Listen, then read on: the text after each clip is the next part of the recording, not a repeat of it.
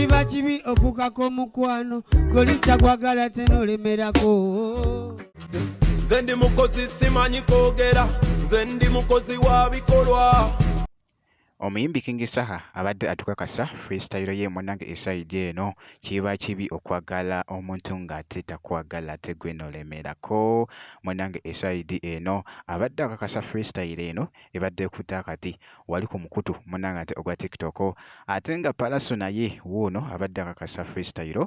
Ndi mukozi munnange eside eno nkugambye olunaku olwaleero ngoleetedde abayimbi babiri era nga kansoke ate nkutegeezeko wano ne mwana mulenzi munnange ate King Saha ate Masawo Njije ne Palaso.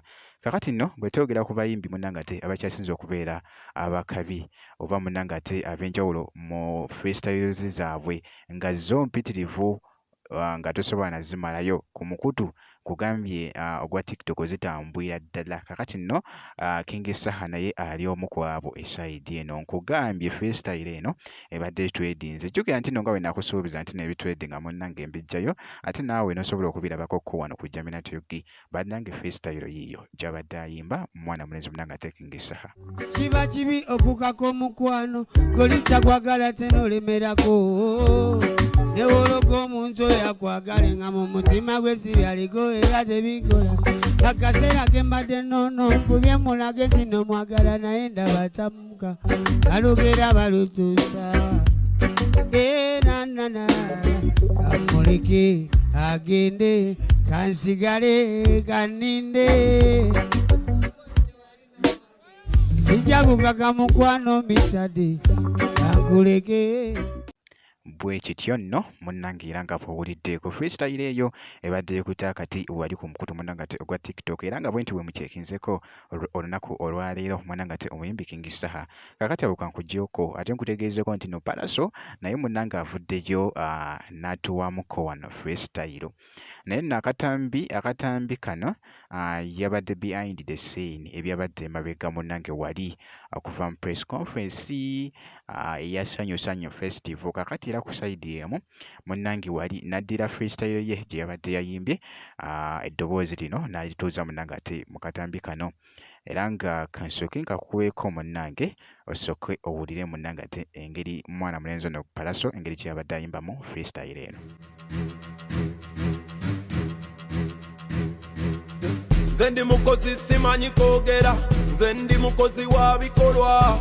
Ngoye zange nzija downtown nenzikubira uptown. Bambuuze swaga walijjawa nalijja America New York City. The West City nkulidde mu city, real bad man we are run this city. The West City nkulidde mu city, real bad man we are run this city. Nyingire kibala nkira kamaje, black boots black jeans byambalo byamaje. Banji nyabagenze nga ffe wetuli okutuweta tukaluba tulina technique. Kola byenjagala so sigwe byolowooza nga sinakola muvu nsokka n'endowooza ebitakwatako ebyo nze sibinonooza demu ku muti yakira zaka y'omuwooza walungi wanyo gwe tolina nsobi njagala buli akufitina kati ali amagi toyagala kunywa kati gw'amanyi nja kusamba ekibaala nti kankanyige nze ndi mukozi simanyi kwogera. Bwe kityo nno munnange era nga bw'owulidde nkugambye akatambi kano katwedinze nnyo wali ku mukutu munnange ate ogwa TikTok eside eyo era nga update gye nnina era endala mwana mulenzi ono avuddeyoko wali mu katambi akalala ng'ali mu tukakasamuko oluyimba lwali mu kuleeta ndowooza lwali mu kusetinga munnange oluyimba olupya eside eno mwana mulenzi munnange ate Palaso. Win in silence and let them think I am losing and they celebrate. I laugh with many but don't trust any, cause even the devil was an angel. So how am I to know the real ones, the real ones, the real ones? Era ng'oluyimba luno wanaabeera nga alutadde lugenda kubeera nga luddiridde munnange oluyimba lwe luno olwakalala muganza wange nalwo olufuuse ensonga ennaku zino munnange.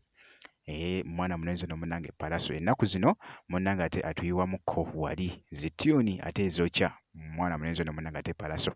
Bwe nti nno era bwe nkoze era omukyekingako kakasa nti no video gimpe ya like kosa ate n'okusubscribinga kasita obeera nga tonnaba ngenda kubeera nga nkomawo ate maaso eyo katono nnyo bwe nti.